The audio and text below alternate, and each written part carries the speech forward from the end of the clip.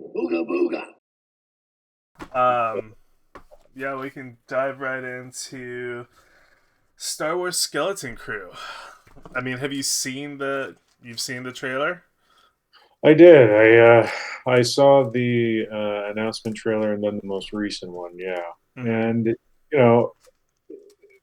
oddly enough, it didn't look terrible. But No. trailers, I mean, I think anyone will tell you this. Trailers are not really a good compass for whether or not a film's going to end up being, you know, any good. Yeah. I mean, the overall vibe, I really liked it. It just looked like a plucky kind of high adventure kids movie. Are you kind Um, of getting Guardians of the Galaxy feel on this at all, though? well, and I wasn't really getting Guardians of the Galaxy. The early stuff I heard kind of likened it to more of a Goonies.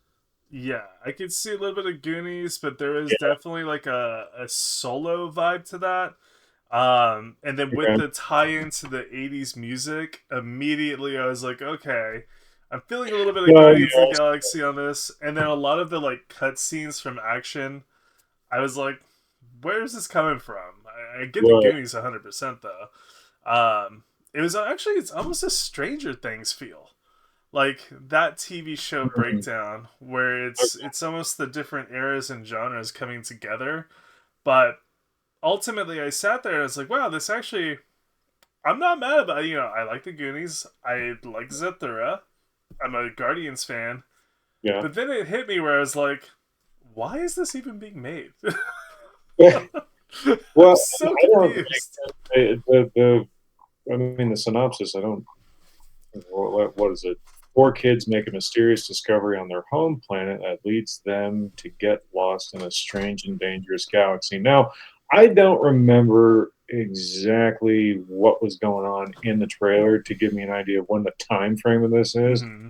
Is this Imperial? It seems that way.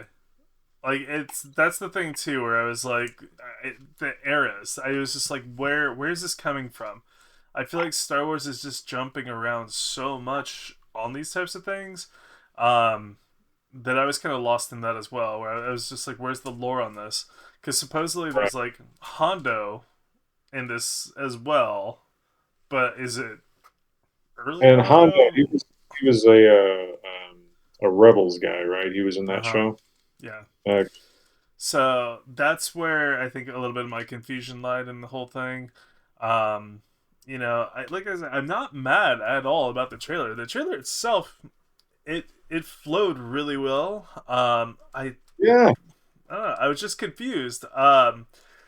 Part of me deep down was like, okay, cool. We've officially made every adult Star Wars fan super angry. Let's go for the kids. It's like, yeah, I got the Swiss Family Robinson vibe. I got the Goonies vibe. Um, it's I don't know. I feel like I've seen this movie already 10 times. That's the thing that I'm worried about. Um, well, here's the thing: the guys who are creating it have a very interesting pedigree. I mean, mhm.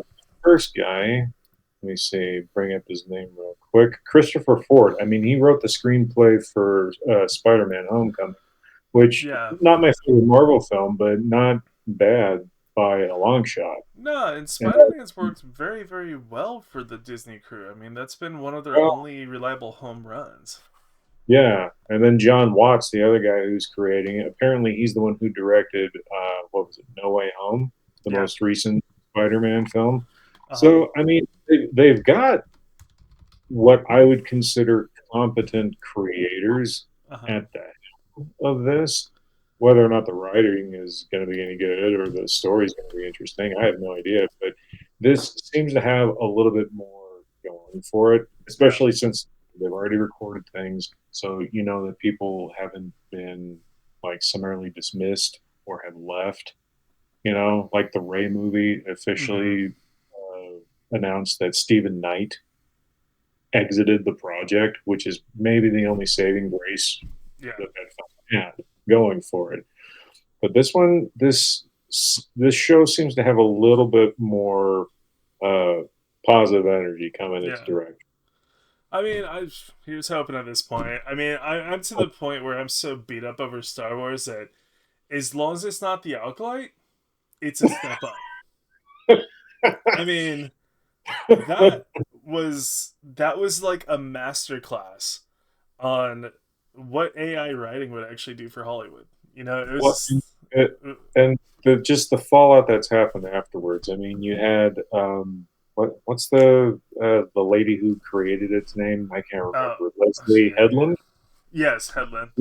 Leslie Headland. I mean, she said time and time and time again when she watched um, Squid Games that Lee Chung Jae was her inspiration for Soul, and then it Mm-hmm. comes out that Keanu Reeves was approached for the role. It's just like, yeah, I yeah, mean, you're shooting yourself in the foot. You're not the don't pretend to be this ethnically diverse individual. You're not. yeah, You wanted a mainstream star, and again, I mean, you and I have talked about this yeah. before. Lee Jung Jae, he, at least in terms of acting, for me anyways, he's probably the Yeah, highlight for he that. killed it. I thought he did really well. But I mean, also, I'm a firm believer that the Alkalite was people literally falling on their own spears. If they had any form of competent writing, the action sequences in that were actually fairly solid most of the way through. Some Right. of it, again, didn't make sense. Smash a lightsaber with your helmet. I don't care if it's the strongest substance like on the planet. The way that it was done, where it's never previously been done before, that was like a big, like a what moment? Like, Well, I mean, here's the thing that's kind of the problem when you start to utilize stuff that comes from, I guess, what's now the Legends material. I guess yeah, the current stuff still has it. Um, People who had the Legends material have a long history of knowing what this stuff is. So, I mean, to see it in live action, that for me was one of the cooler things to see. I was like, yeah, okay, no, this makes sense. Um, but it just kind of getting shoved in out of nowhere, especially when we haven't seen it. I think the smartest idea would be to just forego putting it in there altogether, because I mean, yeah, it's one of the bad things about any of the EU stuff from Star Wars, or really any property, is once you start to expand on storylines that most people are familiar with, only a small amount of the fan base is going to read or see those other stories. yeah, So when you shove something into the mainline narrative that most people that the hardcore fans, I guess, would know about, it just sort of comes out of nowhere, and it's weird. yeah, No matter how cool I may have found it, it's like if someone says, "Yeah, what the hell was that stuff?" It's kind of like, okay, I get it. yeah. I get it. Like to me, like don't get me wrong, that was one of the cooler fight scenes I thought. But Hmm. that was just it was almost like it was just like the little sprinkling on top where I was like, okay, that's awesome. But Yeah. why? Like why now out of all times? Because I'm pretty sure you've had that helmet on for a while. Why Right. now? Like if that's the Right. case too, it's like, well, just put your head down and go for it. Like you could have ended that whole tragedy of a series in one episode. Just make a bodysuit of it and just Yeah. NFL your way through the thing. But Yeah. I don't know. I mean, to me, it was a little bit again, not to revert back too much on the Acolyte because that will give me nightmares. It's one of those things where it's like, thankfully, Disney now at this point, in my opinion, all you have to do is beat the Acolyte. How low of a bar is that? I mean, my kid could probably go right this next episode and crush the Acolyte. You know? Well, I mean, I mean, we still don't exactly know what's going on with the Ray movie, but the fact that it's the Ray movie, Yeah. and then you have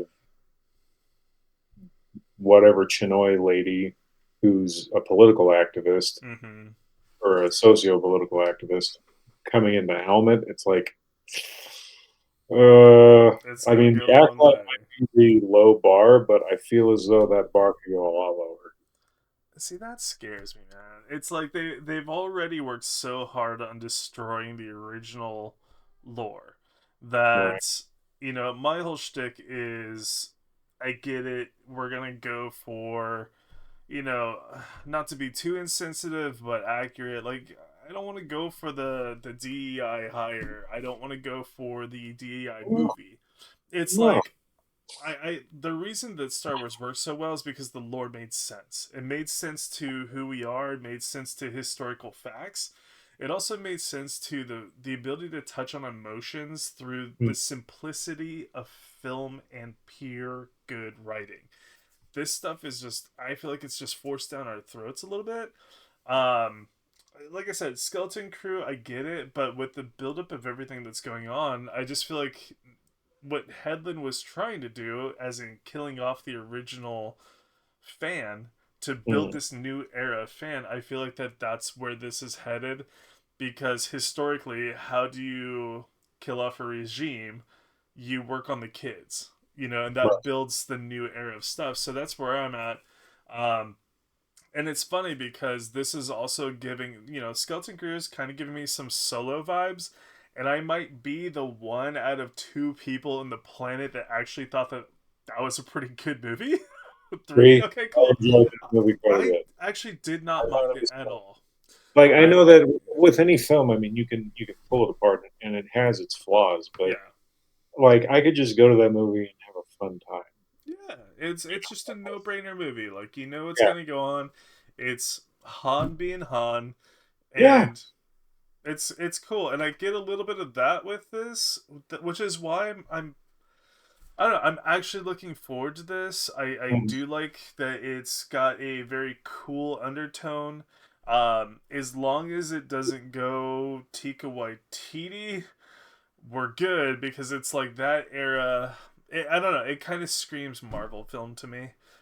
Stuck in a Star Wars body, and I don't know. Well, I mean, I guess it depends on what era of Marvel we're Yeah, talking about. I wouldn't necessarily have a problem with that in and of likewise. itself, as long as we're talking about like the golden age of Marvel films. Yeah, If you're I talking know. about anything post Endgame, then Yeah, you're probably going to have some issues.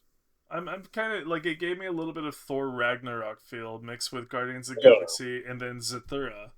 Um, I hate so I don't Ragnarok. know.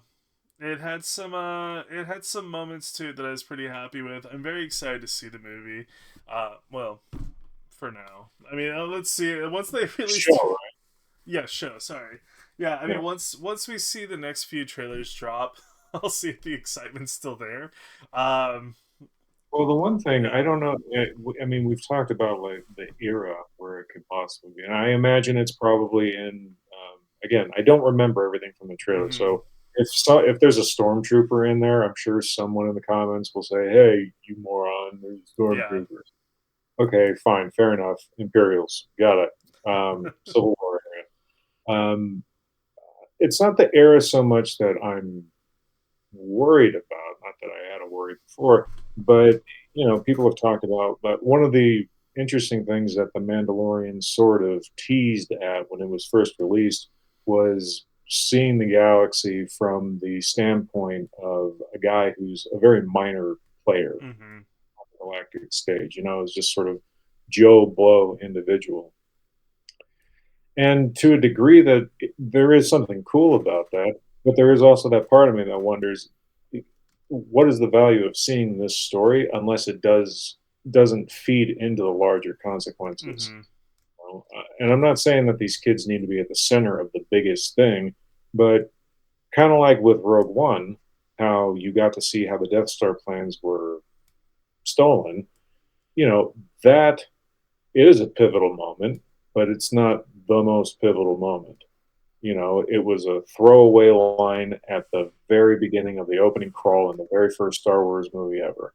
You know, um, so I wonder with Skeleton Crew. I mean, is this actually going to be an important enough story for anyone to really care about, or is it just going to be this fun adventure thing that doesn't really mean anything? Yeah.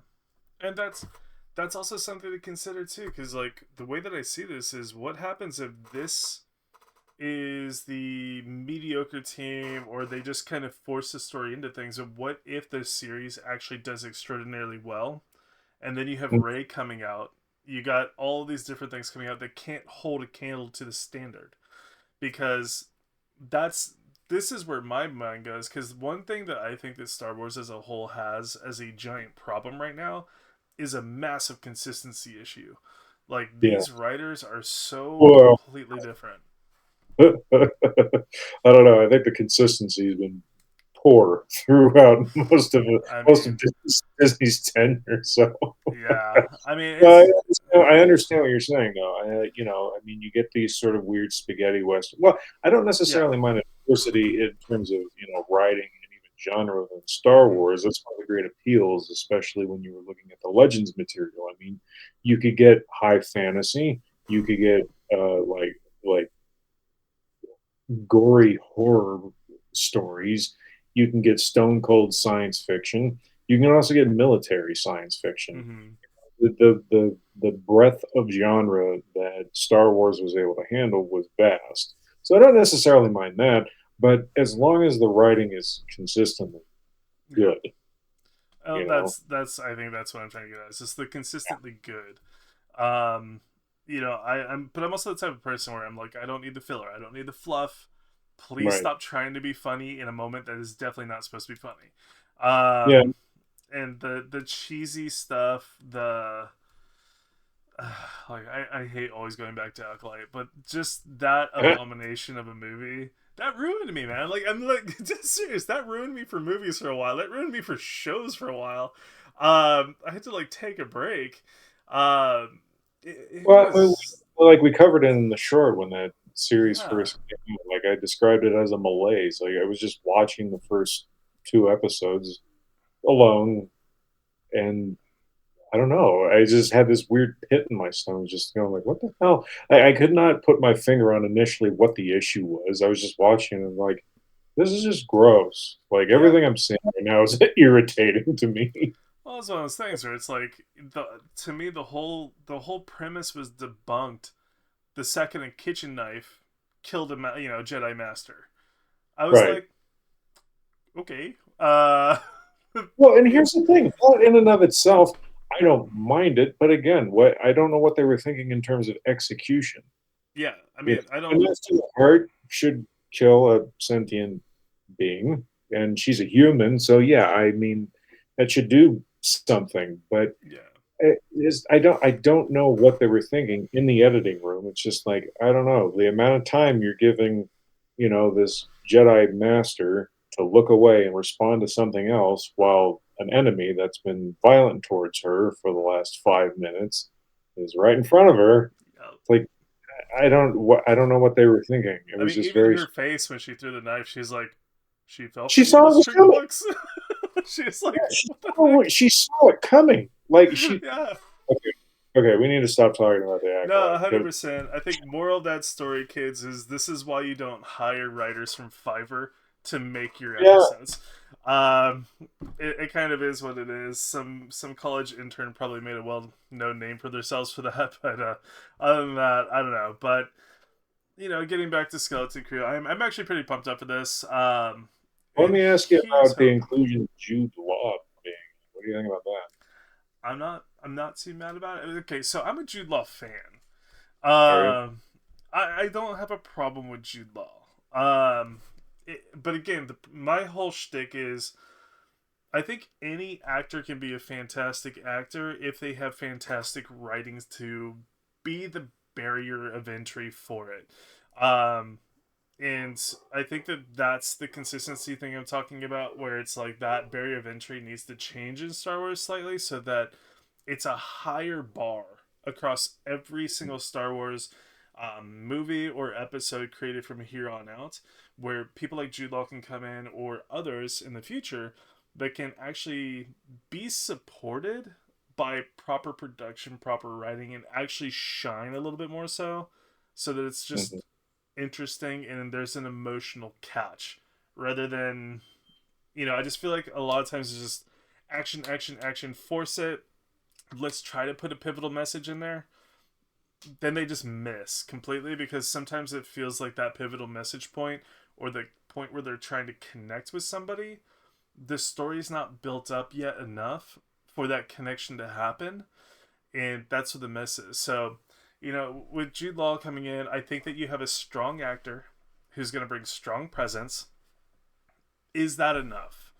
And that's the question of the day that always rings, because I mean, I my background on story, Star Wars. If you don't know, anybody else doesn't know. My first time ever seeing Star Wars is when I was 22 years old. I'm a newbie, like in the Star Wars realm of things, and it's just one of those things that I fell in love with it though, and I fell in love with the ability to take something that was so emotionally connecting from literally the first episode and the first scene. Whereas like I'm in. You won. I'm yours forever. Do whatever you want. And that's what I think is missing. But I'm hoping that this is a comeback. I hope this is a triumphant return to something awesome. I love Favreau. Like he's one of my favorites. I'm hoping that he has a lot of say within this series. Mm-hmm. Um, and I'm hoping Filoni and Kennedy can be voted off the island eventually, and then something Well, great will happen. well, I guess a couple of things. One, when it comes to Jude Law, I mean, I don't really have an issue with him either. I think my concern is whether or not he's the right cast. I could see that. Uh, I mean, again, I have no idea what's going to happen in the show. My assumption is that he's going to turn into a father-like figure to all these kids, Yeah. and if that's the case, I mean, actors. Here, here's what people. It's funny when I hear people rag on the prequel trilogy, and they put virtually all the blame on George Lucas. Mm-hmm. A lot of the blame goes with him. Don't get me wrong. A lot of the blame goes on the actors too. 100%. When you are studying to be an actor, you're not being taught how to be directed, at least not in an explicit way. I mean, part of it is if a director gives you a direction, can you fulfill it? What an actor actually learns how to do is when they're given a script, find their character in it and bring them to life. That's Mm-hmm. what they're supposed to do. Jude Law is a good actor. Can he pull off this sort of weird fatherly role? I don't know. Yeah. I'm not going to say I'm the most familiar with his work. Maybe he's done something like that in the past, but I mean, he's good at playing a sadist. Yeah. Uh, he's good at playing a quirky sidekick, It's very but true. uh, maternal figure, I'm not entirely sure. I'm not entirely sure. Yeah, he's definitely had some different things, and I mean, it's I don't know. It just depends on I guess which Jude Law is gonna come out. Is it you know Secrets of Dumbledore, or is it Firebrand, or is it Peter and Wendy? It depends on the Jude Law that's gonna come out. I Uh, think that he has full potential to do it. I do like the quirkiness of him, mhm, um, because I do think that that is a level of. I think he's a person that could actually come through and bring almost a sarcastic humor, like a father figure, mhm, to the movie without it being forced, because it's then expected to be a little bit cheesy and a little bit yeah, lackadaisical, which it kind of eases the tension that I think a lot of people are going to have going into this, because there's going to be people on, like watching this from day one, basically in their head already going, "This is going to be trash. This is going to be trash," yeah, and I think if they ease the malaise in and they can be somewhat humorous, like it should be decent. yeah, And I'm glad you said the Goonies, because if they can nail something like that in the new era with a Star Wars twist to it, you've got something pretty cool. yeah. Well, I think, huh, I completely lost my thought. I have no idea what I was going to It's all good. Star Wars will do that to you. say. So going from Skeleton Crew to trilogy. Yeah. Well, actually, you know We what? Do you have any information about the trilogy that, I mean, I know it's been put on the back burner, but the one that you were bringing up from the Game of Thrones showrunners, is there any other information on that? I haven't seen it other than when I was reading that article a little bit earlier. It does just look like it's been put on the back burner. It just looks like the Simon Kinberg one's going to be the one that's going to be the front facing. Yeah. I don't know if the previous one's been like fully just dismantled or what. It's hard to say if that's going to see the light of day. I just think that Disney as a whole right now, they need to basically hit home runs. Yeah. Otherwise, they're going to have struggles going forward within their entire sector of film. Um, when you're writing on the success of Deadpool and a couple kids movies, and everything else you've struck out on to the point where you're losing hundreds of millions on them on the box office. Um, Hmm. I don't know. I think they're going to try to go for things that they think are going to be able to chip away at an audience and not expect much going forward. And if they so happen to have a home run, then they'll have a home Well, have you heard of Star Wars Theory? Are you familiar with that channel? run. Yes. Okay. Well, I mean, he's ultimate Star Wars nerd. I tend to think that his love for George Lucas and Dave Filoni clouds his judgment greatly when it comes to these things. He is no fan of Disney's acquisition of Star Wars and what they've done Yeah. with it. So I at least grant him that. But he is a master of doing clickbait thumbnails. At least I think he is. No offense if you're 100%. watching this, but one of his most recent things, he was actually responding to this. I did not watch the actual video, so hate me for that if you wish. But the thumbnail was talking about this trilogy that was just announced, but it was talking about the Ray movie being turned into this trilogy. That's what I saw as well. That I if Disney thought, hmm, Exactly. Like you nailed it. Your expression is everything because like imagine being in the boardroom while they're storyboarding this stuff out and they're like, "Oh, look it's the Ray film. Let's make it into a trilogy." And then everybody in the room is just like silent. Someone's like, well, "This is a great I don't idea." understand at this point, I really don't understand what they're going for because Ray, I mean, she wasn't a particularly popular character. She was in a trilogy that no one really likes. When they announced that it was going to be a standalone movie, I mean, there are some people who got excited, but that was Mhm. whatever excitement was there was completely trumped when they brought on the director, and now Stephen Knight has exited, Yeah. and it's just like, why would you choose to take this lackluster character that was a part of this crap trilogy Yeah. and put them make it into a three picture deal? It's I mean, I think that this is a culmination of they've made their bed and now they gotta lie in it. I mean, you have Mark Hamill that's basically become a oh, he's shill. confused He's himself. He's been done. You so know, hard. yeah, that guy's had way too much blue milk. He's like off in La La Land. He's in some other movie right now, and what else do you have? It's like you broke off so many different sectors, and now you have a Rey Skywalker, whereas I personally think that the entire Palpatine story and her build up on Palpatine would have actually been a much much better and stronger base bone to everything, where it's the combination of really really good and really really evil, and then you have that in between which could be the uniter, and that Mhm.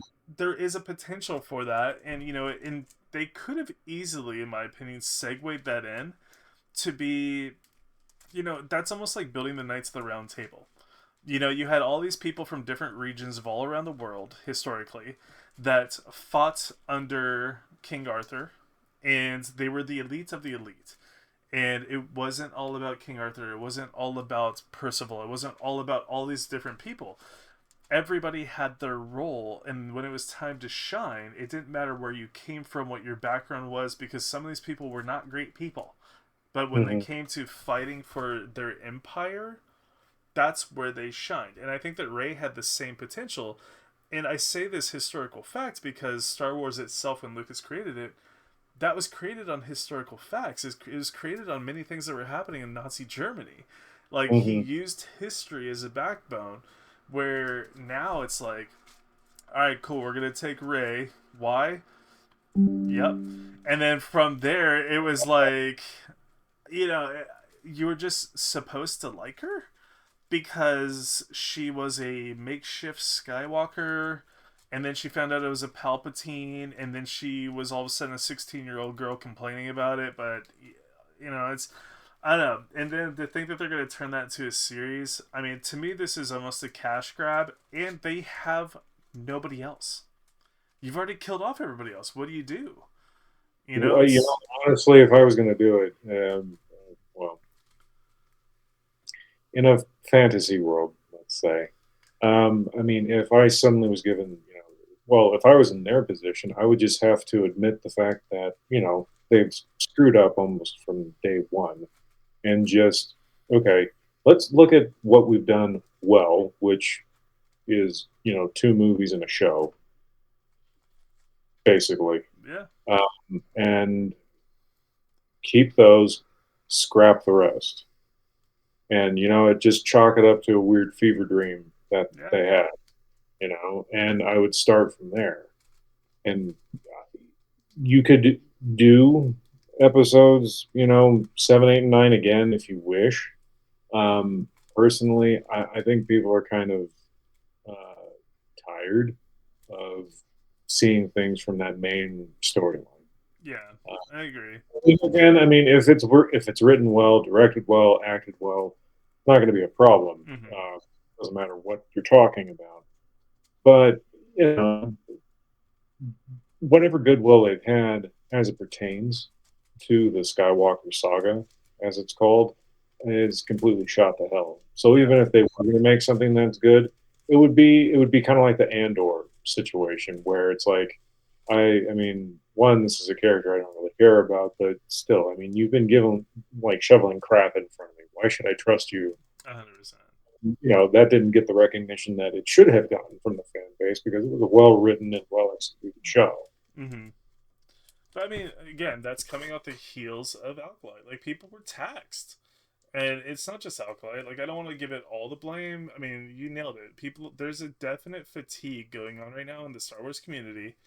And, like, Disney needs to see this and they need to pivot. There's some definite key things coming through that Disney as a whole on this trilogy, the Skeleton Crew, what they need to focus on is good writing, consistent writing, get really good actors in, great producers in, make something that is going to last the test of time. Connect with people in a way that's primally emotional, and people will connect to it.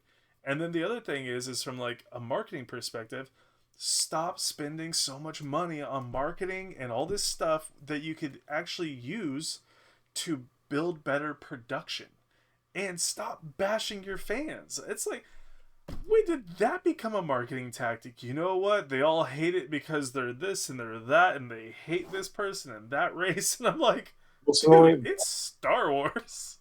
you know what? If I was one of the other things that I would do if I was in their shoes is severely cut back the budget overall for all Yeah. productions starting forward. At most, a movie can be 100 million. Mm-hmm. A show, put it down to 20. Oh, 100%. Yeah, these And, shows that are costing more than movies is ridiculous. yeah, and I mean, at least then it's not gonna. It wouldn't necessarily be a guarantee that it'd be a great success, but you could at least know that you're going to make money off of it, and you could also afford to bring on. Well, this is one of the things that I loved about Star Wars to a degree. I mean, they brought on people who were not the most well-known Mm-hmm. folk. I mean, Harrison Ford, he had clout when he was brought on, sure. Mark Hamill, he had done some stuff, but not that big. Carrie Fisher, I mean, she's Hollywood royalty, but still, I mean, the cast was relatively unknown, Yeah, they're dare I say. pretty green. And, they tried to do that with the sequel trilogy. I mean, Adam Driver and what's her face, Daisy Ridley, and Yeah. John Boyega. I mean, I had never heard of them before those movies came out. So they tried to do something like that, but I really think they need to kind of stick with it. I mean, for no other reason than the fact that one, there are plenty of good actors out there who they're just waiting for a break. Mm-hmm. But Also, I mean, if it's a relatively unknown actor, you don't have to do what Marvel just did with Robert Downey Jr. Yeah. and pay them basically half your production company's salary to bring them on board. I You mean, know, and that's where Star Wars is going though. Like they have that Marvel flow to it where people are taxed out just like they are with superhero movies because it became the same old thing. The expectations got lower and lower and lower, and then you start getting these movies that made zero sense to produce. well, When they you also take don't know when to end the story. yeah, Like, I mean, there's no reason Marvel to have continued after Endgame outside of no, you want to make more money. Like, yeah, the story ended. You gave us a decade worth of film that led up to this one thing. Leave it at that. yeah. I mean, don't get me And wrong, and this would be a huge talk for a different podcast. But outside of Endgame, I was also pumped because I was like, okay, cool, House of M. This is where the mutants come through. This is where Scarlet Witch really shows her shine. But she's so incredibly depowered throughout that whole thing. It's just they wasted a giant opportunity. now, for the people who are watching who don't know this, my good friend Jake here is a comic book nerd. Yeah, I am not. So really. he's probably going to say things, and you're going to see a glazed over look in my eyes just because I don't know what the hell he's talking about. Yeah, I mean, it's in the comparison world to anybody else out there that's a comic book fan, you have something that's a huge opportunity point like House of M. Let's compare that to Star Wars. So House of M as a backdrop story, that's where Scarlet Witch. I'm gonna super generalize it. Whispers no more mutants, and then all of a sudden throughout the entire universe, there's no more mutants, and that's the type of power she wielded in the Mm, comic books. And when It's hard to do that character in a movie. it's real tough. That's how That's they had to powerful. depower her a lot. Yeah. But I look at it in the sense of again, this is why, in my opinion, Rey is a little bit Scarlet Witchy. She clearly holds internally massive amounts of power. Like if you got Palpatine power where you can take down a ship with one of your lightning bolts, you got big power. And that's untapped. That's untrained power. That's raw, that's natural. And the fact that, even in the movie as I'm about to create a gripe, is when you have something like that where it's that type of power, you see these things and you're like, oh, what the heck? She had that in her the entire time. And you could see the struggle between, the light inside and the hate that she had and all that stuff. There was a really cool story there. Just like they had potentially with the original House of M and Scarlet Witch, which was one of Marvel's saving graces in the comic book world to bring Marvel back to the spotlight. And Star Wars had an opportunity there, and they shat the bed. I mean, it's pretty much what it was. And Ray, there was parts that I was like, okay, this has potential. And then there's a lot more parts where I was like, what in the actual heck is this? And then, as soon as Ray built up to Last Skywalker, I was like, nope. What was like that was an abomination. And then I was like, okay, Mark Hamill, you just need to go back to Twitter and go away. Like that was awful. I don't know, man. Like that's been my culmination point of Star Wars, and this is me as a openly kind of loose fan of Star Wars. Like I said, I was late in the game. I'm not Mhm. as strong on the lore as everybody else, but the one thing that I do like about Star Wars is the historical fact. Right. How it ties into history, which I love. Um, and just I became to me it's the nostalgia of being able to understand as a kid good versus evil, Mhm. right versus wrong, light versus dark, and light isn't always light. It's a flawed light, and Mhm. it's cool to see that. But I think the problem with this new era is Disney is on this whole bender of let's justify every villain, let's make every bad guy good, Well, let's blur and the see, lines. this is something that, you know, what the Legends material had a way of handling the sort of justification factor of their villains to a degree. Not always. Some of them were just evil to be evil. Like Bane was, he had no redeemable qualities to him at all. Plagueis, when he was introduced in his book, he was a guy who actually had friends and who did things because he wanted to get revenge on people who had harmed his friends. So, do you think Plagueis is going to come out in this trilogy? Because I mean, they let that hang in an It's alkali. upcoming. And you mean in this upcoming trilogy, is Yeah. Plagueis going to come? No, no, no, no, no. No. No. I mean, the reason I say that is because, like, you have Alkalite where they teased Plagueis, and you dangled a carrot. Where's the end of it? Like, Well, that's my I whole mean, problem. the well, first of all, I mean, everything seems to be pointing that this trilogy is, It's regular, episodes 10, 11, and 12. At this point, Plagueis is already dead. yeah, I take Sidious at his word that Plagueis is dead. yeah, yeah. And if they, it would be the ultimate sort of like groin shot if in this next trilogy He they're like, was actually there Plagueis is actually alive. He was the whole resurrected. time. He's in the background. Yeah, Just like, shut up.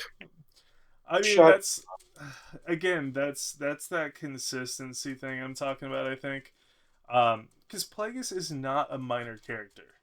And when you're up. teased at the end of Alkalite, you're teasing it, and that would be a very very cool character to develop and have Right. his own run, like, and then you just immediately go to a Ray trilogy. Uh-huh. I'm like, Well, the well, problem, I mean, like the acolyte, they screwed themselves. yeah, So even if you could have what could be considered an interesting jangle, I mean, you can't. they didn't earn the right to handle that Correct. that subject. I mean, it's just they can't.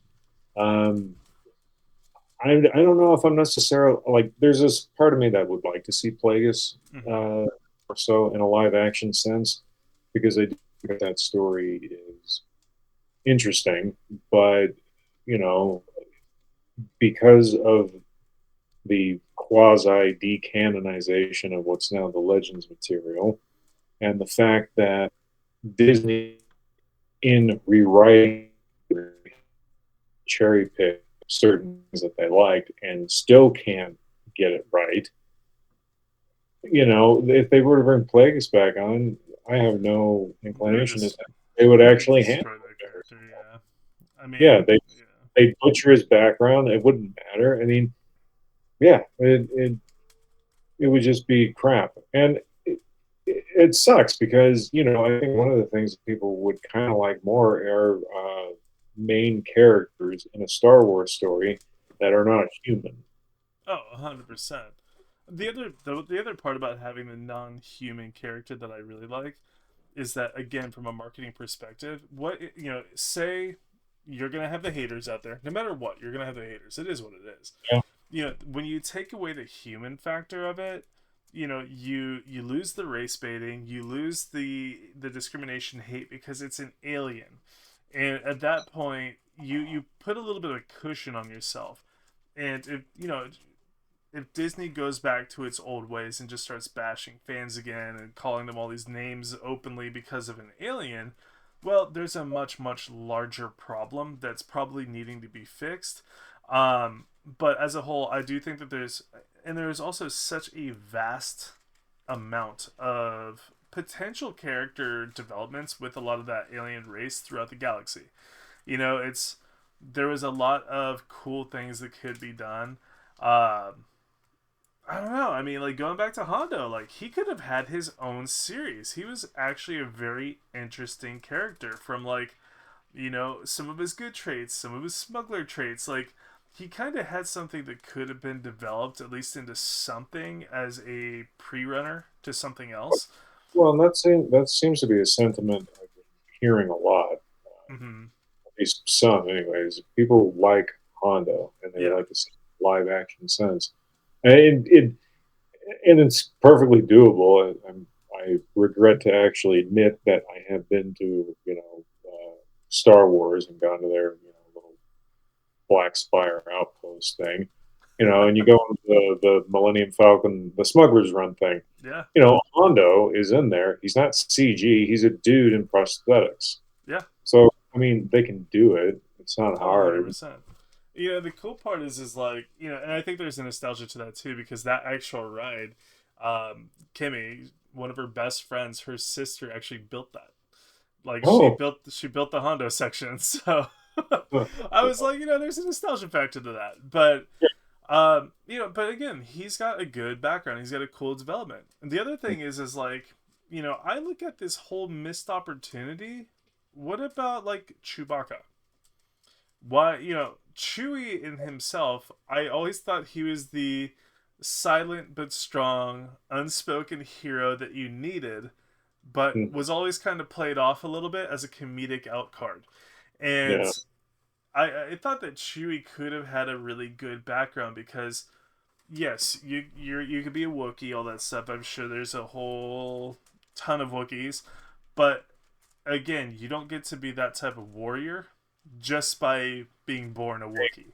By So being, I'm like, so there could have been a backstory there that could have been actually pretty cool, yeah. and potentially a missed opportunity there, and that's far too late. That's well, I mean, I hope to God that's far too late, but it's probably far too late. Well, I don't know. I think that there are possibilities still with Chewie. Mm-hmm. I mean, again, everything comes with this massive sort of understanding that it's coming through the lens of Disney. So, strap in and hope for the best. But I mean, even besides Chewie, I the Book of Boba Fett was a crap show, and but they did introduce a live action Mm-hmm. Black Chrysanthemum. And I remember the first time I saw him, I was just like, "Oh, that All is right. all." Like, I had that starry-eyed look in my face. But you know,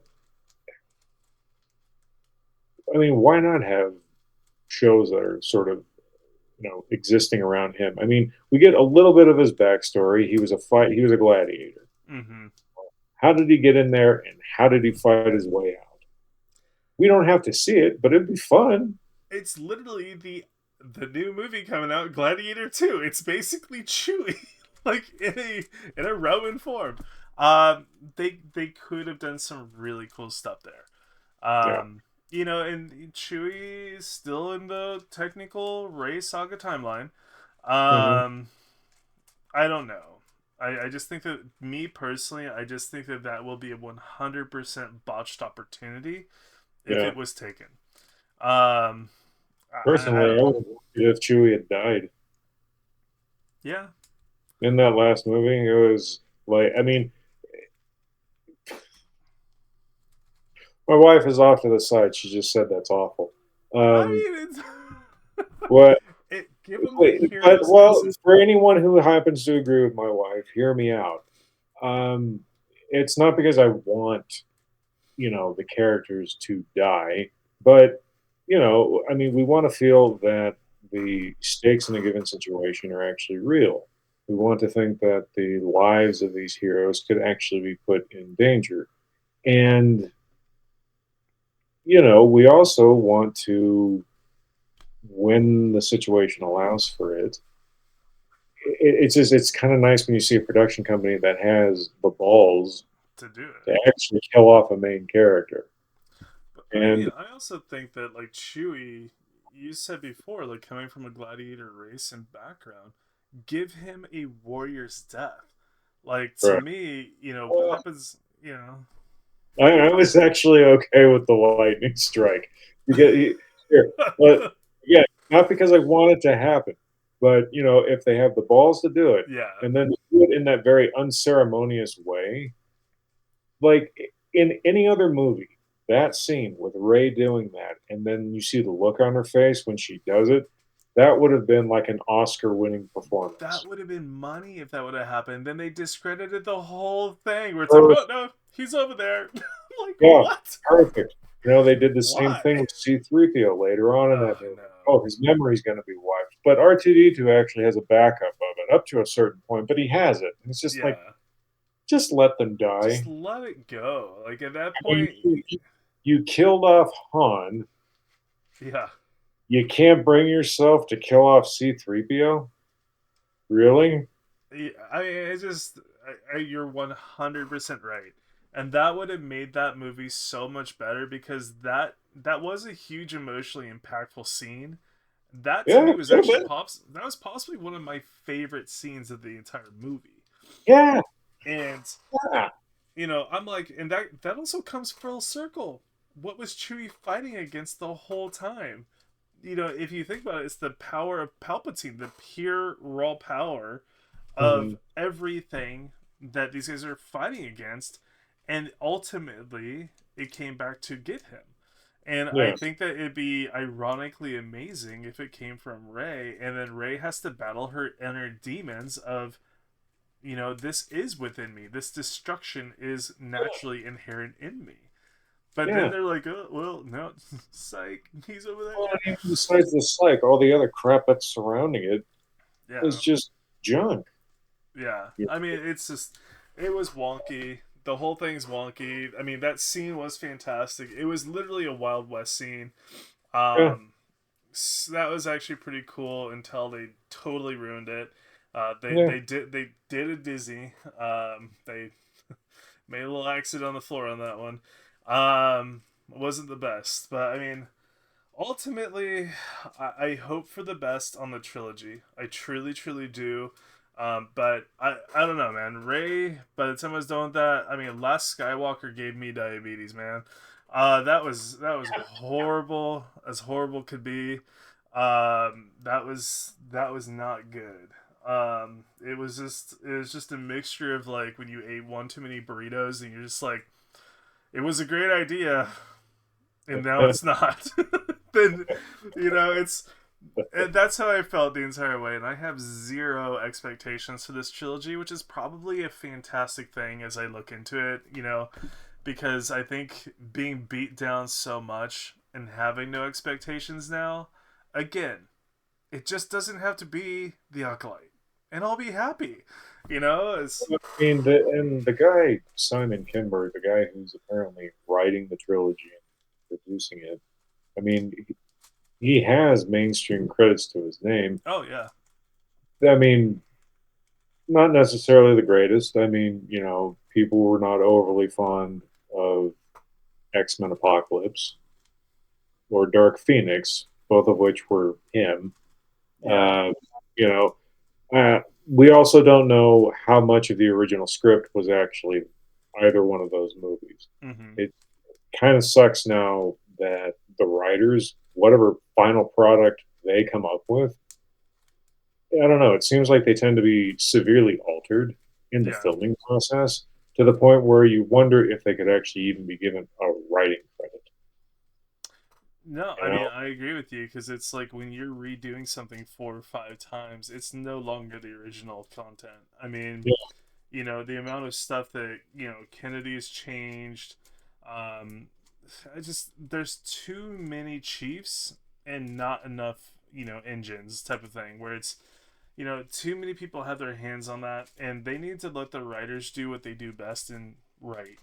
And I think that there's always the ability to edit some stuff, but if you're Yeah. taking away from the core writing aspect, you have a problem again, and that's a production problem because it's always the crap runs downhill, and Hmm. that's I mean that's apparent to me. Like how Kathleen Kennedy still has a job. I don't know who she's related to there, but she's real lucky. I don't get it. I mean, well, no one gets it. No. Disney lives in this weird echo chamber. I mean, Marvel kind of started to pivot a little bit after the success of Deadpool and Wolverine. I think Chris Gore said that there was a massive sort of cleansing that happened Yeah. over it, where anyone who was considered an activist was fired, which is fantastic. Yeah, but Uh, unfortunately, that came out to be somewhat BS. Unfortunately, is I it? mean, yeah, there's so much still within Disney and Star Wars and Lucasfilms. Well, in It's Disney, I understand that. I've my well, I don't know necessarily how it works. to me, Marvel is its own sort of thing. So, Yeah. like in their world, in their internal workings, all of those activists, like, well, according to him, and this could be old news now, have been ousted.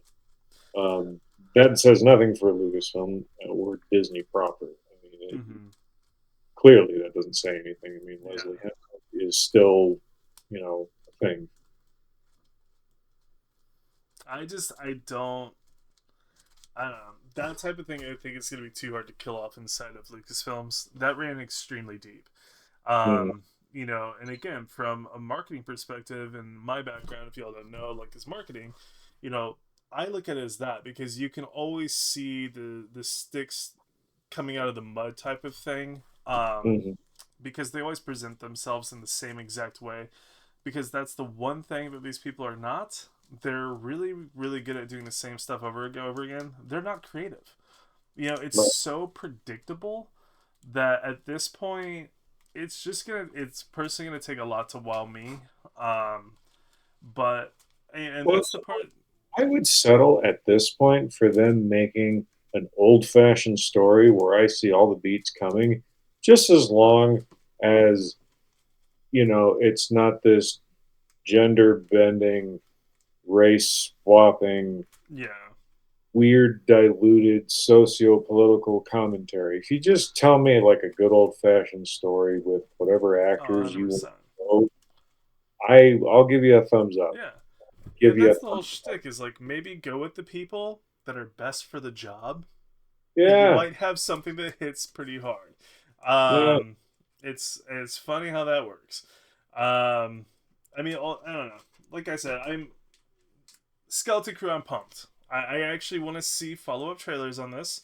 I'm crossing my fingers that they'll be consistent. They'll be good. I really, really like the art styling on this trailer. It's really good. It's very solid. It's quick, and I think that that's what catches my attention. Um, and I feel like, unlike the previous other trailers with some of the other stuff, I felt like I knew what was coming. This one leaves me on enough of a hanger that I am actually kind of chewing for a little bit more. Mm, So that's exciting, which I haven't felt that way for a Star Wars movie or a sequel or a series in a very long time. yeah. Um, so we'll see. I'm trying not to get my hopes up, but my hopes are slightly up. Um, yeah. Well, it makes me um, kind of to your point to the trailers. I hate it when trailers give everything away, but like you're saying, the Skeleton Crew trailers have done a really good job of just sort of whetting the appetite. Mm-hmm. So I don't honestly know what any of this is about Yeah. or what the end goal of any of this is going to be. Yeah, no, I couldn't figure it out. And like I said, I got a wee bit of that Solo vibe from the scenes where they were kids. Yeah. Um, and again, I did not mind that movie. I thought it was actually pretty decent. And the part where they were kids and the backstory, I actually liked it. Mm-hmm. So, if it ties into something similar to that, that's it's got the potential of being really good. And it's gonna show if this team is the team.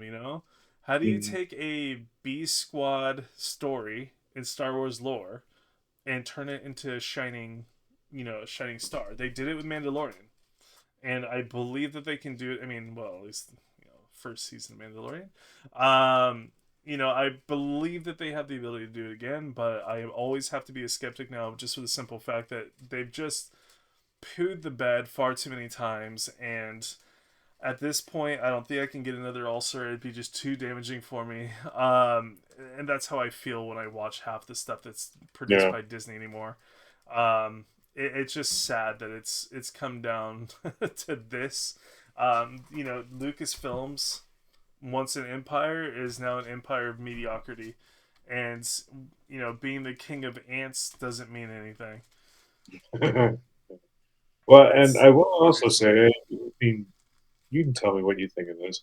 I thought the production value, from what I've seen in the Skeleton Crew trailers, was much higher It's than. much higher, I but that mean, also scares me. it's almost like on the same level as Andor, like in terms of. Correct. Yeah, but that also worries me because then I'm immediately thinking, well, did you guys just set yourself up for failure because you just did a ridiculous budget on a production cost that you'll never recover from? You know, that's my logic next that goes into it, because I'm like, you can have the best movie on the planet. If you don't know how to manage your money as a production crew, Hmm.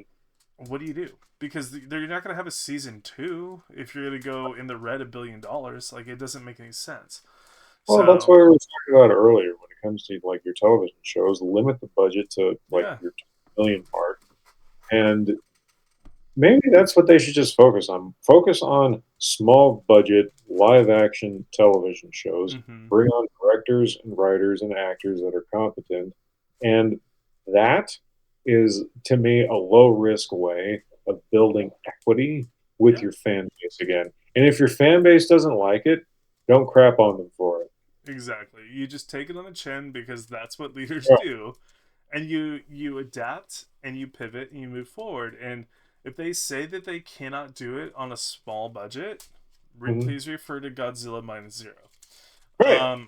You know, I mean, I hate to say it, but like, now that argument has completely been blown out of the water, and Got nobody them. can argue that cost anymore. It's simply negligence, and I think that Lucas and Disney need to come together and figure this out. So I am hoping the Skeleton Crew has a normal budget, um, that's somewhat reasonable, where they can actually profit if it's good, so they can make a second season. Because if it's just over the top and they're in the red, that's Yeah. never going to see the light of day. It doesn't matter how good it is.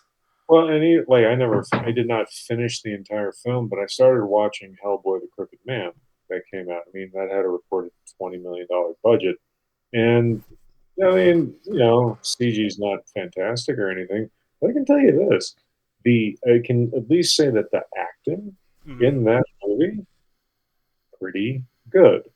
And it's Star Wars, so yeah, you do want to have cool visual effects and whatnot as much as you can, and I get that to a degree. But if you have good acting, Yeah, I mean, that's a compensates for big part of loss. the fight. That's a Well, big part of the fight. yeah. I mean, I I agree. also think The story that, needs to be good. yeah, the story needs to be good. I mean, again, I always refer back to the Hitchcock style of filming.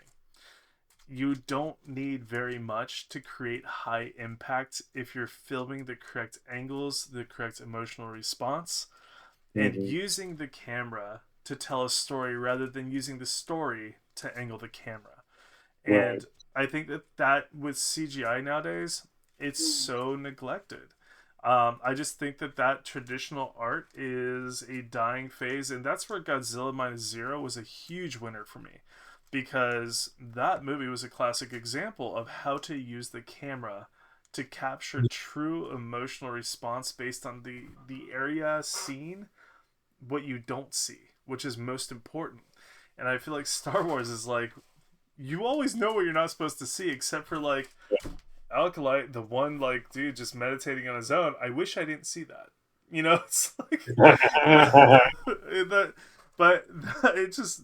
I think that's where Star Wars needs to get a little bit better, and Yeah. you can go with a much lower budget, but get a little bit creative. Like, use these people are professionals. They've been in the game long enough.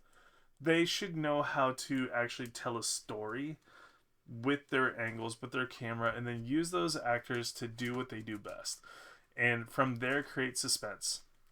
Creates create someone that's a rogue hero that relies on their friends to show and shine their true power, because they realize that they're nothing without the people around them, and they can't win unless they have all the pieces set up around them. Because the rogue hero thing, it doesn't work. It never Right. has. And Ray, to me, she she kind of came together with friends and stuff like that, but she was just extraordinarily smug.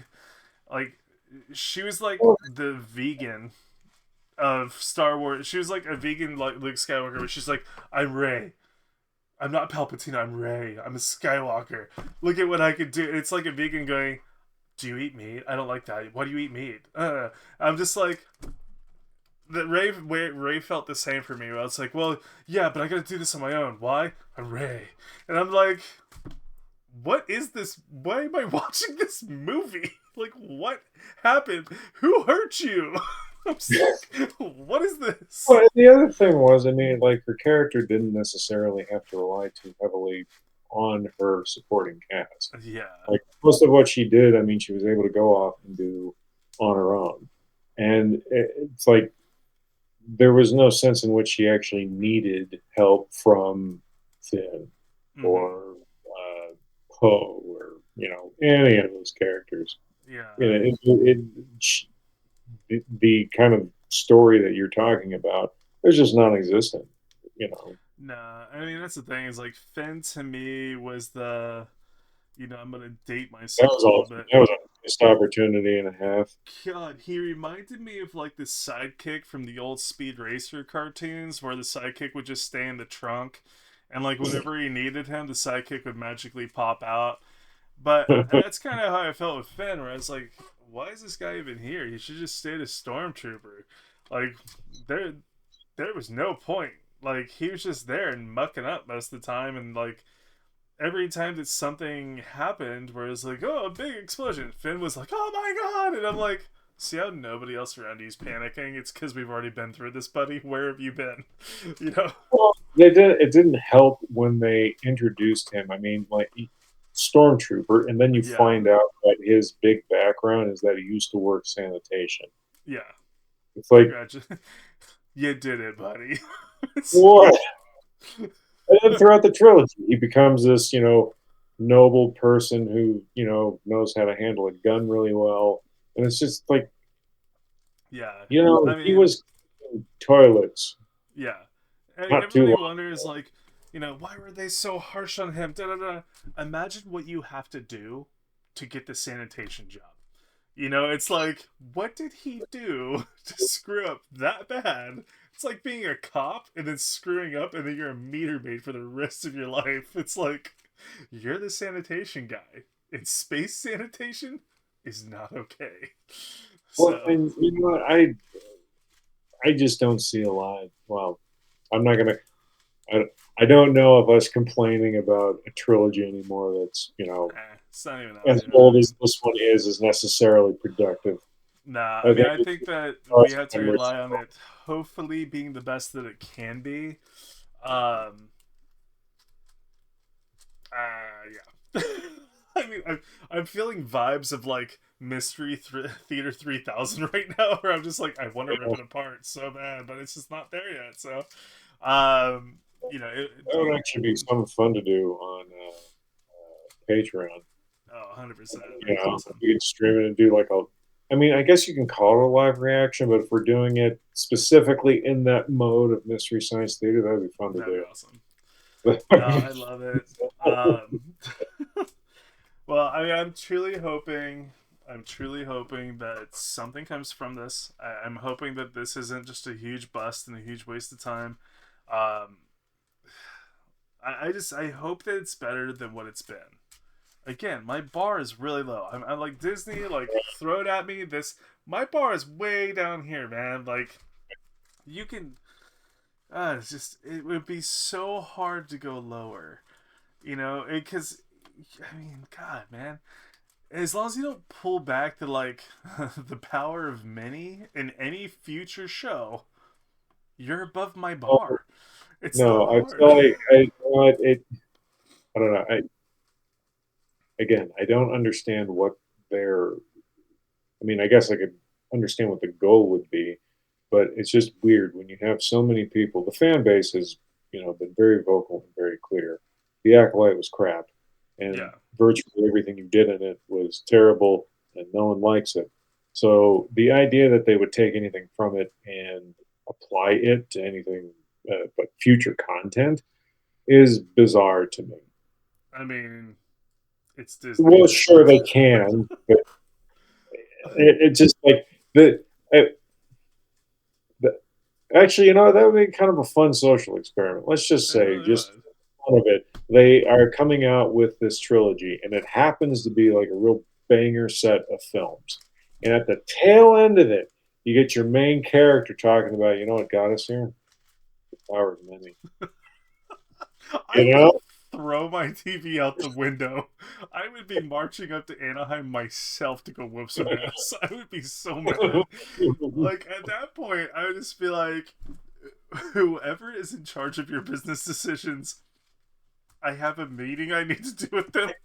It's like, let me go explain some life decisions for you because someone needs to. Like, I'm gonna be a good friend. I'm gonna stab you in the front. It's gonna be okay. It's gonna hurt a little bit, but we're gonna talk about this because, I just, Well, if I again, was going to give like a massive FU to the fans, that's how I would do it. I would make the greatest possible film or television show possible, and at the very end of it, just throw that one little line in there from something no one likes. I mean, at that point, you might as well just get the Spice Girls back together and like throw that Power of Mini clan all out there, and bring them to the forefront, give them their own series and movie. Uh, Well, that was actually something. I don't know if you've heard this theory that Plagueis was actually present yeah, at that ceremony. Now, I don't think he was. You I know, mean, I maybe he was. Maybe he was pulling the strings the whole time, and he's like, "You see how stupid I can make you look." like. Well, here's like if you wanted to still maintain this power of many weird witch death cult thing, you can do that. I think the only way that you can do it and have any ounce of credibility towards it would actually be to say that, Plagueis actually taught them how to do that Mm-hmm. and kind of rope it in because, and it's not a sexist thing, it's not a racist thing. Plagueis, he's Yeah, the guy who did it. That's what his entire life was about. yeah. That's all it was. Keep it that way and let the weird witchy people with their black mist thing just, die in a fire. I Oh, mean, what great irony. They did, didn't they? yeah. See, now that made me happy. It's the little things in life. It's, I'm just like, it's just so bad. Yeah, I mean, again, it's hard. It's hard being a late in life Star Wars fan because it's. I think if I was younger, if I was a kid, I might buy into the shenanigans a little bit more.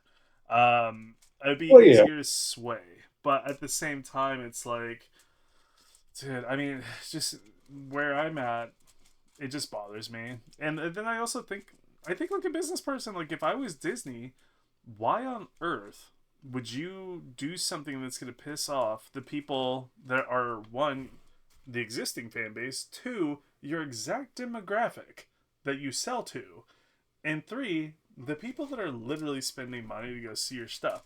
I mean, Disney needs to do something because they're bankrupt.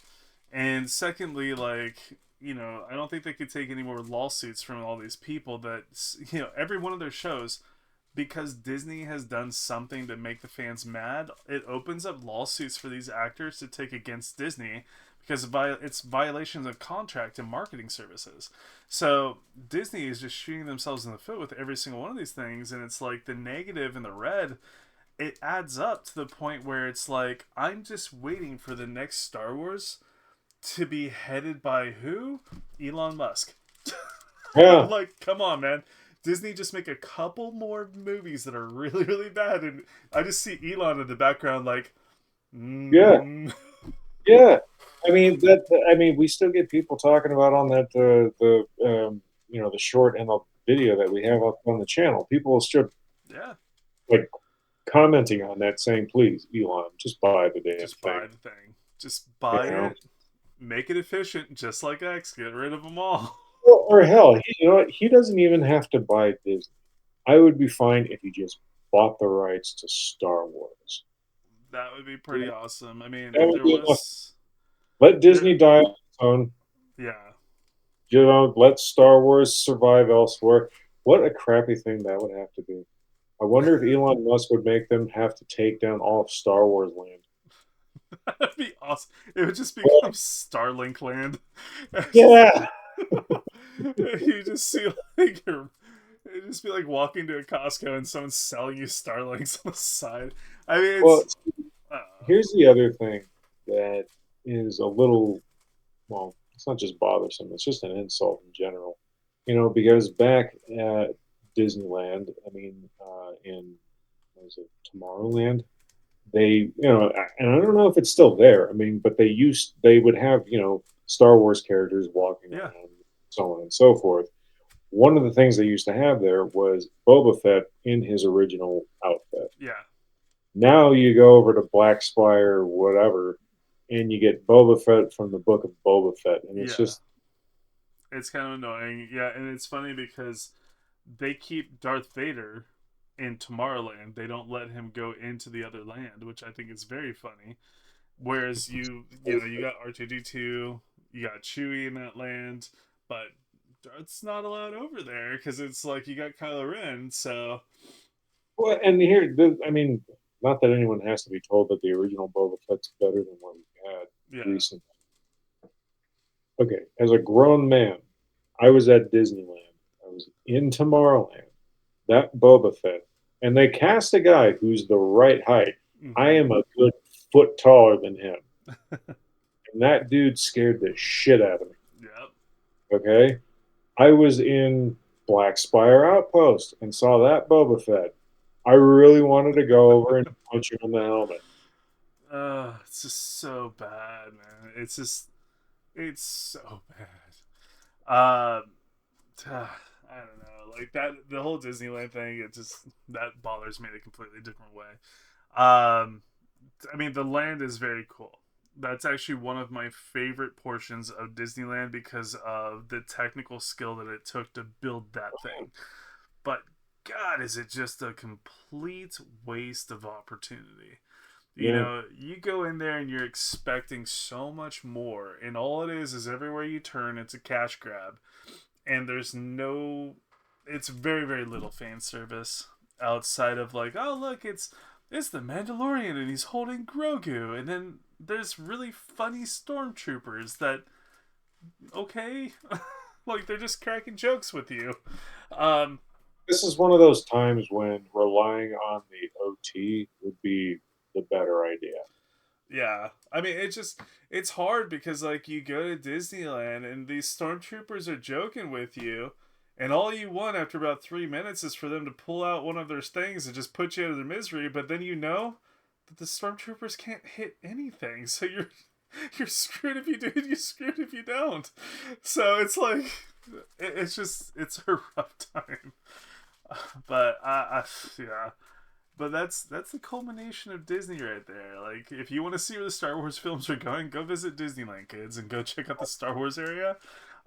You'll get a good glimpse of it. It's pretty much merch on merch, and everything that's new story.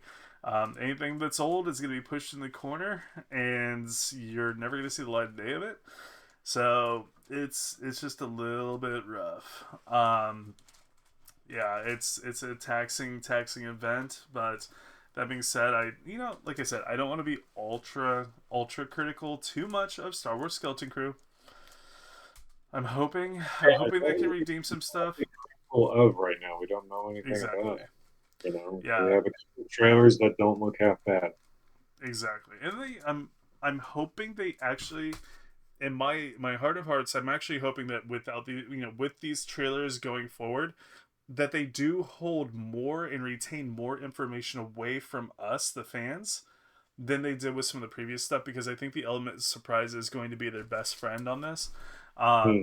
And if they can keep that element going, it's going to entice FOMO. It's going to entice more people to want to go see this, to go spend more money, because they're going to be truly intrigued.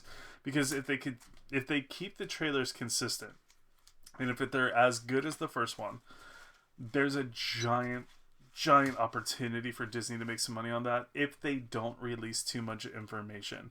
Yeah. They have a really, really bad habit of giving away big portions of the plot on these trailers, which ultimately just kills them. And I'm hoping for the best of it. Same thing with the upcoming Star Wars trilogies and things like that. They need to hold back. Yes, we understand it's this it's the series of Rey, but again, Rey could technically be dynamic if they make her so. But there's already the preconceived notion from all the movies and everything in between of what she already is, what all this different stuff. If the trilogy is going to be anything different, they need to hold that information back. They need to Mm. surprise us with something because everybody's, this, it's just, that trilogy is going to be a heated subject no matter what. Those movies sucked. Um, I don't know how else to put it. In my opinion, at least, they just were not my favorite.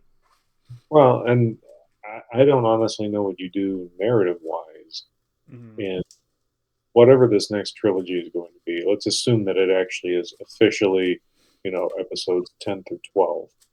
I don't know what you do with that, narratively speaking.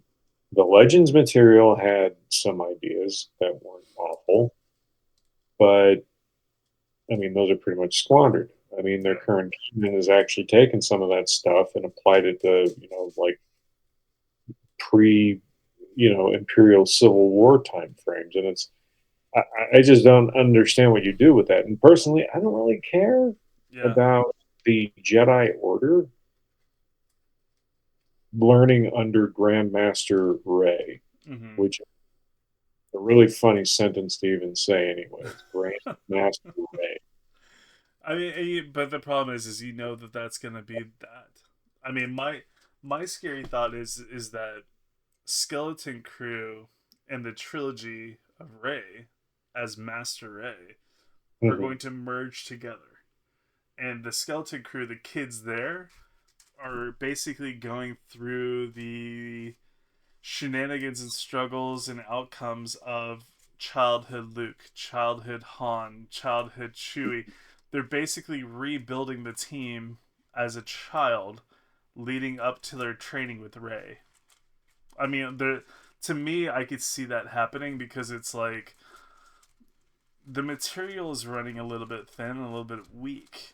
And what better way to get rid of the old Star Wars fans than to just remake the Star Wars, in the way where it's like starting with kids building up towards Rey, who's the new Yoda, or the new Qui Gon, or whatever. It's like, Oh, stop. Don't say I that. mean, Don't say it.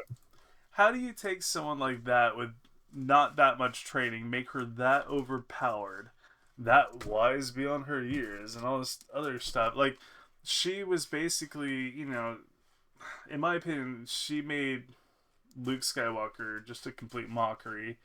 At the trainings of Yoda, I feel like she made that a complete mockery. She's the new age Grandmaster, and I'm worried deep down that Skeleton Crew will be the story that leads into the new Jedi's. And this is, Hmm. I don't know. That's just my opinion. It's very similar feel to, reverting back to my comic book nerddom out there. Like, this is a very similar feel to like Marvel's New Mutants. It's when the old guys were tapped out on stories and the X-Men were tapped out on stories, they needed a little bit of a revamp. They tried to make the New Mutants. These kids that went on their shenanigans and adventures and basically were a kid version of everybody else that was already out there. And they ended up being the new Avengers. They ended up being, the new X-Men team, the new, all these different things. They took over, and a lot of that became the new era, new genre of some of the things that you see now, and it was a way to get these new kids excited for something that was different than the old superheroes. Um, so, in my opinion, I'm a little bit nervous of that because I can see where the tie-in could actually happen. And the more that I logically say it out loud, I'm like, wow, this could actually be a New Mutant situation where, because if you think about it, the Solo movie, that prelude right there, where they were kids going into what then became Han Solo, actually feels eerily similar to this. Where I see resemblance of Han Solo. I see resemblance of the elephant who's Chewbacca, or a different type of thing. I see the resemblance of a strong female kid lead, Princess Mhm. Leia. It's like I see these things kind of inlaid into this, and you could potentially see Rey in a post credits, I think, in this series, where the kids go through these things, they find themselves in troubles, they prove themselves, and maybe, just maybe, they find the Force within at the very end, and then you see Rey pop in. I don't think it's too far fetched. Huh. I don't know. That's, I mean, Okay. I'm literally thinking of the cheesiest storyline possible because it's something that Disney would totally do.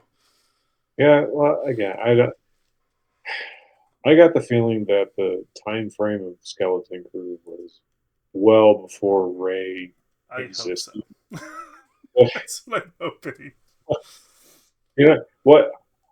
Ideally, what would probably make this upcoming trilogy great and would actually redeem Ray as a character, not necessarily redeem her as like this great individual in the collective psyche of Star Wars, but if she actually became the Grand Master and she completely failed.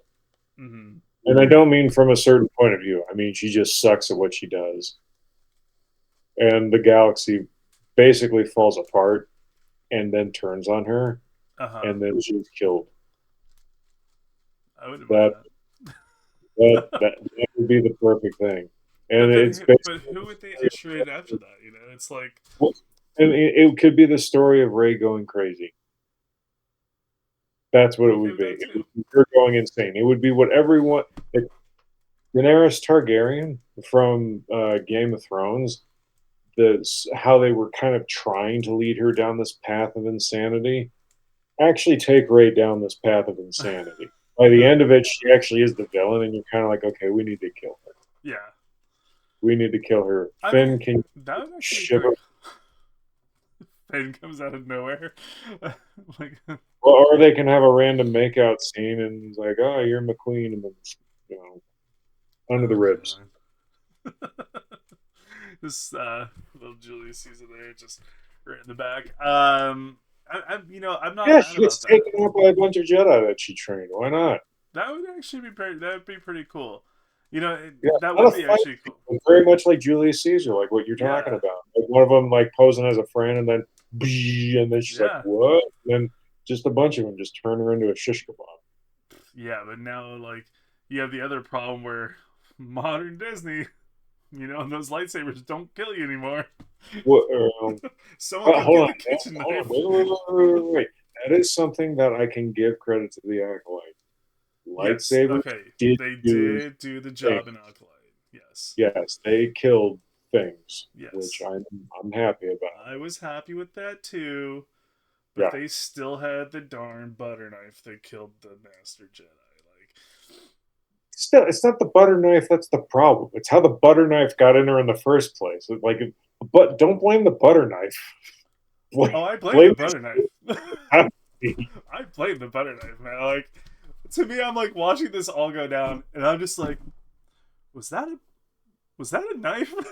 Like, how the many knife. things could The she do? knife is sharp. It can go in. Like, don't blame the fact that they used a knife. Just blame the fact that they didn't know how to shoot the damn thing. No, no, I And get it, but then for like whatever reason, the they had to previous, like. yeah, Go I ahead. mean, but like the previous stuff to Alkali, it's like you can get run in with a lightsaber and Yeah, completely live, yeah, but you get a butter knife, nah, you're done. That yeah. the knife If that's you about that have, thick. if you haven't seen him, I think his name's Charlie Hopkinson.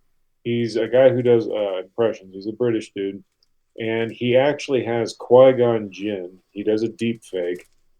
He's voicing Qui Gon, reacting to like Star Wars content. Yes, I've actually seen those. You They know, are phenomenal. you know, like Obi Wan's saying, "Well, what's your weakness?" Lightsabers. That should be everyone's weakness. Yes. Yeah, it's only hotter than the surface of the sun. Yeah, It's okay. It cauterizes when it goes into you. I'm like, it evaporates you. It's not cauterizing you. It's like, why? So many questions. And then on top of that, another, and this is me getting way too technical, and I'm sorry, everybody, we're talking about the acolyte again, but like, okay, she threw the knife, right? Those robes are not thin. Those robes are not thin. And on top of that, it's like, if a grandmaster can put on a blast helmet and block lasers without seeing them, and you can't look one way and have this amazing tool that us humans have called peripheral vision, uh, why are you a master? It's kind of worrisome. I mean, but also it's I guess it's setting the bar extremely low for Ray. I guess I don't know. At that Well, point, she just has to have peripheral vision. but it even goes beyond the peripheral vision. I mean, just before what was it, May? Just Yeah, before he throws the knife, like Indara looks at her and gives her that kind of "don't yeah. you Don't do dare." that. Like she saw the knife was about to get chucked, and it's just like you couldn't have done anything about that prior to the knife Yeah, being you like. could. The force is so abused throughout that entire thing. You couldn't have gone force, force, force. Just Well, like well, and hold on, to give the show a little bit of credit, they were completely inconsistent with how people were able to use the force because apparently, being able to sense other people did not work 75% of the time in that show. that's not true because overweight Jedi, he was able to sense every burger on that planet. I'm a firm believer on that. Diabetes Jedi was on top of it. I'm throwing that out there, people. That made me real big angry. Jedi's are not overweight. No, no, they're not. They hit the treadmill. Actually, I thought it was their whole thing of like fasting and being one with the that dude's universe. He must have been one Well, with the burger they, universe. they really tried to get as much. I mean, that is diversity in and of itself. I mean, Oh they had man, that I guy, and they saw had that the guy. nerdy guy later on in the series Yeah. with the green lady. I mean, I looked at him and I was just like, how did you pass any test at all? How do you have a lightsaber? Well, I was like, I saw him. I was like, I What hope is to that God. kind of lightsaber? What does he do? I What's don't his know. training regimen? Not It's that you it's need not to have it's not a necessarily. lightsaber. He pulls it out and it's just chopsticks, so you can like. I saw the guy. I was like, I hope to God there's a chase scene. I was like, I hope it's slow motion because this guy's just gonna be Baywatching it. It's gonna be like everywhere. And I was like, please do this for me. And then what do they do? Again, The you know Jedi what? that To the doesn't actor talk who or played that move. character, to the actor who played that character, we're not trying to make fun of you as a person. You were poorly cast in this role. Horribly casted. You're a big Horribly dude. casted. I'm a big dude too. I should not be cast as a Jedi. No, Okay? I would not pass the health exam No. or Anyone probably over any other. 30, unless you're solid muscle, no. Yeah, it's just a little bit of an odd casting. You could have been a great store merchant or something, or went on Good Burger 3. I mean this in the nicest way possible. It was just really bad. But you know what? Alkalite's one of those things you don't put on your resume anyway, so don't worry about it. It's like you don't want that on your resume. It's like trying to go for your next movie and going, yeah, I worked on Cool World with Brad Pitt, which was one of the worst movies ever created in history. If you don't know, um, a lot of people did not put that one on their resume. So don't feel bad about it. We're not trying to fat shame anybody here. Again, I eat more than my share of donuts in the world. Um, but at the same time, like, I'm not trying out to be a Jedi because I can't do flips like Yoda. And, you make me run, it ain't gonna happen. So, I mean, just ultimately, again, this is the. I mean, jokes aside, that's the problem with most of these Lucasfilms now. The casting is so stupid. I'm Oh, I like, thought you were going to say the fat guys. no, no, no. Thankfully, it was just the one dude. Um, he could have been a great Wookiee or an Ewok, or he could have played like Fat R2D2. I'm so horrible. We might need to cut that part out. What? No, no, no. You know what? Hey, they could have gotten away with it if they had made They it clear could that he was like part of the Agri Corps or something like that, like a non physical Jedi, but the dude had a He lightsaber. had a lightsaber. So you know that they were trying to imply, oh yeah, he trains. He does do Uh, things. He is physical. And it's but just like, it's no, he's not. He's not a hut who are just perpetually fat. It's a yeah, human being. it's like walking into a Rouse and then you see the security guard and you're like, I gotta outrun that. Sweet, we're eating free tonight. Let's go. Uh, it's I don't know. I mean, again, all joking aside, I don't want to bash this dude too much. He did his job. He did his script. He did. Good on him. You know, and he got a shot. And he had a couple lines. I think. I don't know. I wasn't paying attention to him.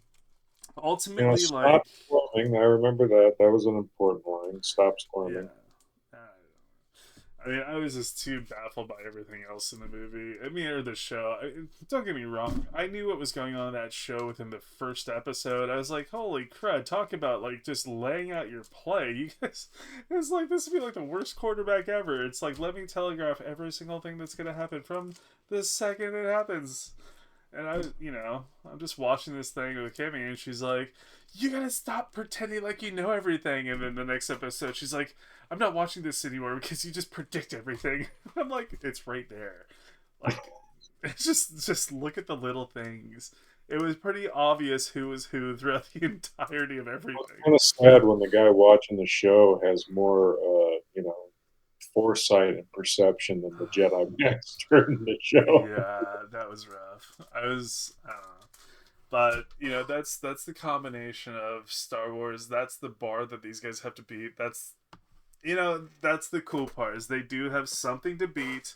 They have something. These guys at this point too. They should have a chip on their shoulder. Like people like you, people like me. We are fans, but at the same time, yeah, we can bash stuff all day long. But if these guys actually hear that, they should have a little grit in their teeth and a little chip on their shoulder and be like, okay, you know what? Cool. I'm gonna take that and I'm gonna make something that's gonna wow you. Yeah. And that's the problem. Is Disney has no cojones. They have no grit. They have no reason other than maybe making a few bucks off Target's cash grab of stuffies and plushies to make these darn things anymore because everything goes straight to Disney Plus. And last time I checked, no one's really on Disney Plus anymore. That system's like a ghost town. So No, I canceled my subscription. I yeah, don't go on it anymore. yeah. I mean, they just raised the price on Disney Plus. It's like, why the heck does anybody want to watch that on Disney Plus? It's the cost per month is like going to the movie theater, and people go out to the movie theaters. It's an experience. It's a destination. Like you sit at home, you're not completely in it. You're not in it to win it. Right. That's a problem. So I don't know. I think that things need to change. I think that Lucasfilm has a big opportunity here. I think that they can do something quite amazing. I hope that I'm 100% wrong on my personal speculation, which I'm throwing it out there. I think it's going to happen. Skeleton Crew might turn into something with the trilogy. I hope you're completely right. I hope the timelines are totally, totally different. Um, but I'm skeptical. Just because in my head, again, marketing and business perspective here, that's what's talking. Easiest cash grab in the world. Do something that markets directly to kids. Get the kids super involved. Get Ray involved because now you have a strong female lead kid. Now you have a strong female grandmaster. They just so happen to mesh together. They have tons of sales at Target with all these different things that nobody's going to buy that's a real fan. And it's a cash grab. And they can run with that for a new generation of Star Wars. If you think about it, like this could be the setup for everything. Because Rey, like as an actress, she's got a long time that she can be alive and act and do these things.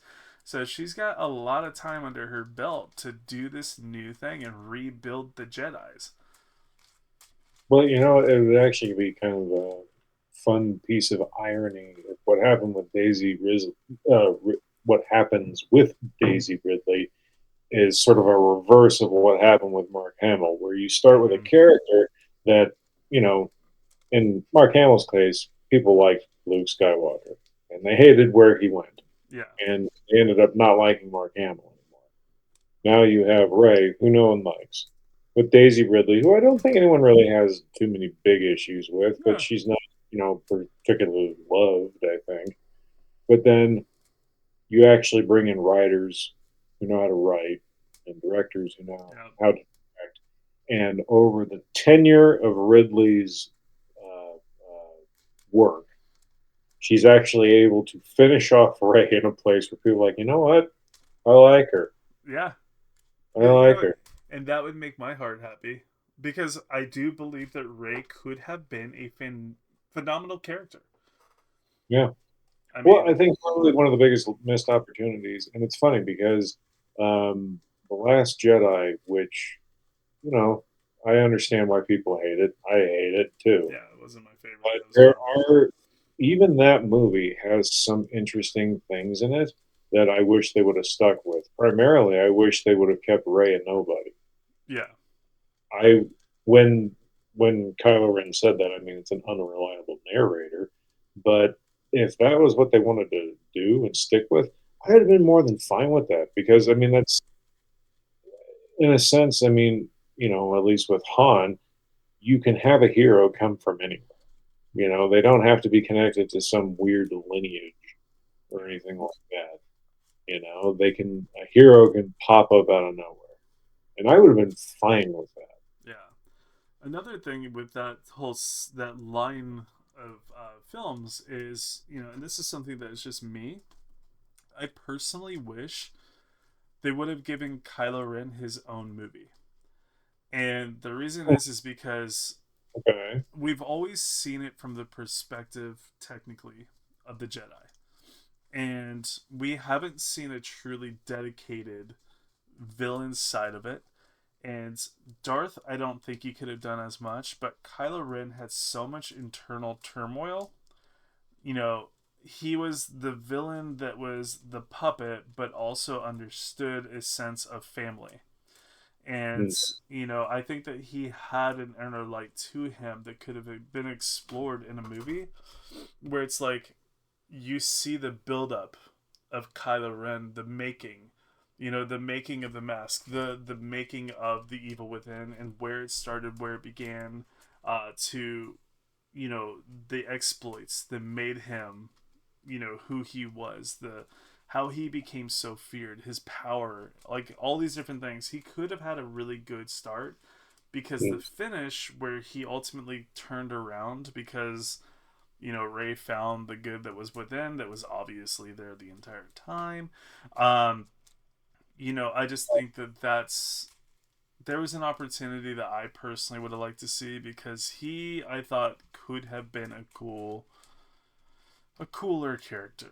I'll put it that way. Well, I think that's sort of the song and dance for all the characters that were in Yeah, that trilogy. yeah. There was a lot of potential there that just didn't have any payoff. I think the weakest character that was in there, well, I don't know if weak, but Poe Dameron, Poe is pretty Oscar weak. Isaac, Yeah, Oscar Isaac, I'd say he was probably the weakest out of the four that come to mind. yeah. He was basically the Iceman and Top Gun of Star Wars. Like no one, like he was there, but he wasn't there. It's just like, okay, cool, Poe. You're just gonna be the problem on everything. You're the hot shot flyboy, the very stereotypical character that was very one dimensional, one sided.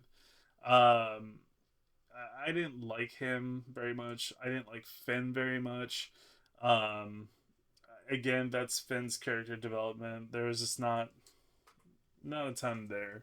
Um, Mhm. but Kylo Ren, I saw something that could have been pretty awesome in a sense that he could have had a standalone.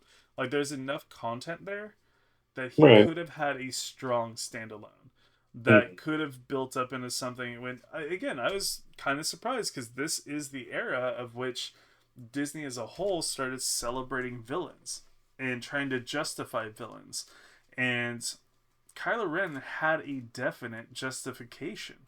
Like, you could have teased the good within without having to shove him in these Rey movies and be as, I don't know, he was a secondary and most of that stuff. I think he could have had a fantastic standalone, and there could have been other developments around him that could have showed the power struggles, the power plays, the puppeteering that led to this bent acquisition to find Ray, to do these things, to destroy, to find out what she is within because he knew. Um, there's just so many different things that it could have gone to that I would have really liked to see that.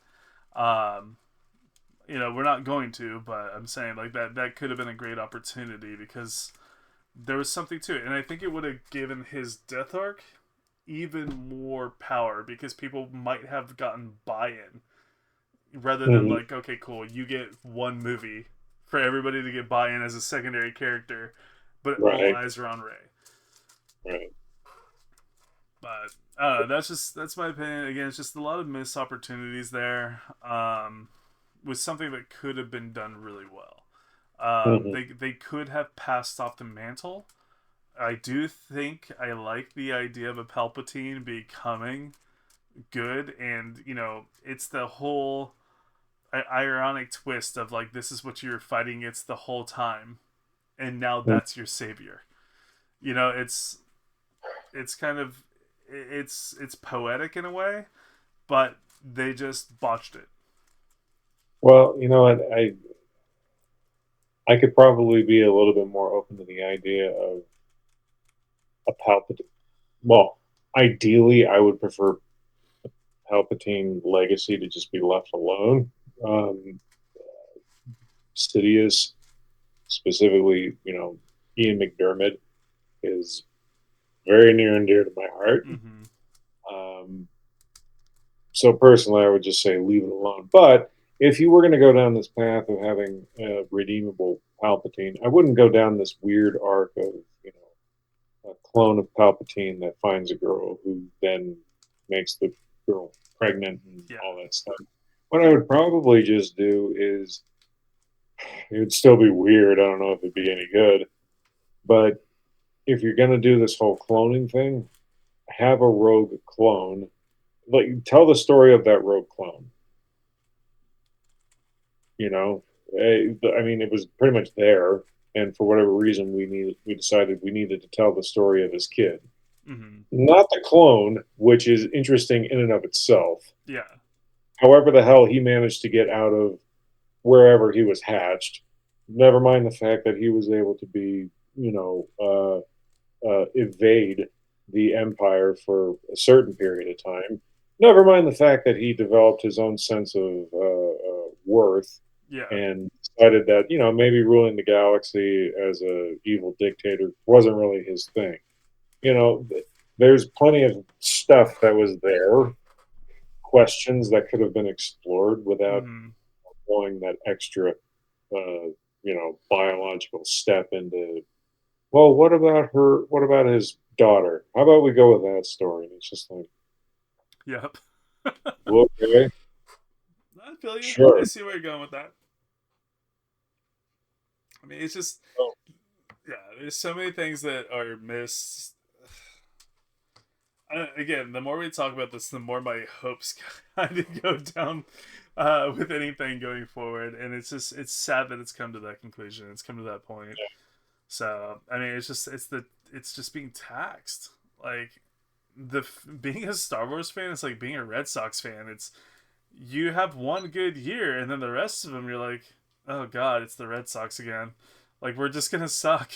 What happened to us? And it's that feeling, right? It's a constant gut punch, and then like one good thing comes out, and you're like a fan again, and yeah. then you realize that like oh that was a fluke. It's like every other thing. Um, it's just a total trip. All right. Well, should we wrap it up? Let's wrap it up. That was All right. our that was our Star Wars podcast going on about the trilogy, Skeleton Crew, Alkalite, Overweight Jedi, and and other things across the board. I'm probably That would gonna be a hell of a thing if the guy who played that fat Jedi was actually able to reach out to us and came on the podcast Dude, to I would talk. absolutely love that. I would welcome him Yeah, because like I have questions for him. Like when he was casted, was he actually casted for a Jedi? Like was it was he just like someone's like fallen and the dude was sick that day and all of a sudden he was the Jedi and because I would love to have someone like that on the podcast with us talking and like just us talking crap, and I would love for him to talk crap at us too. It's like yeah. I'm cool understanding that, but if you're the first of your kind, be a little significant with it, not just like the dude in the background where you're like, again, I'm thinking in my head of turning it into a drinking game where I'm like, every time this dude's out of breath when he's running, we gotta take a shot. So it's like, yeah, that's where my brain goes. So I'm like, yes, please jump on the podcast. Again, it's nothing against you. It's simply casting and writing. I'm sorry. Just man, it's like Sesame Street. One of us is definitely not like the other. I'm sorry. uh, it's is what it is. Uh, but yeah, man, we'll wrap this up. First podcast that was cool talking Star Wars. Um, hopefully we'll have lots and lots more of these, and we'll go from there. I mean, let's wrap it up, and then if you guys aren't subscribed to us already, please do join in the talk. We're here to have some fun, talk like just true movie lovers, true TV lovers, and just all the media in between. Whether you like it or you don't, comments, get in the action with us.